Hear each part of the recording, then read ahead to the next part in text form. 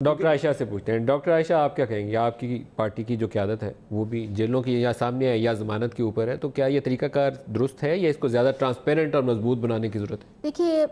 شروع سے پارٹی کا تو اور بالکل اپوزیشن کی سارے کا یہ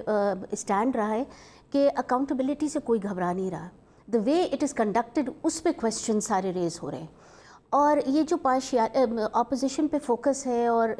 جسے کہنا چاہیے اس سے انڈیکیشنز یہ مل رہے ہیں کہ یہ اس کے پیچھے جو مقاصد ہیں وہ شاید پولیٹیکل وکٹمائزیشن کے ہیں, اور یہ سوچ میں ہمیں یہ اس طرح کے جو عمل کر رہے ہیں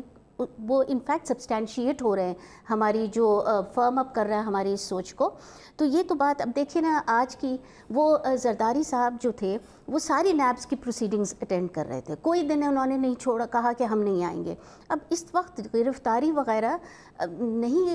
اب ڈے بیفور دا بجٹ بے شک آپ کی بات درست ہوگی کہ یہ پہلے سے دن طے تھا, لیکن نیب نے جو بات کری ہے ڈے بیفور دا بجٹ, بہت سسپیشن یہ بات ہے کہ شاید آپ قوم کا فوکس ہی کچھ اور کرنا چاہ رہے ہیں.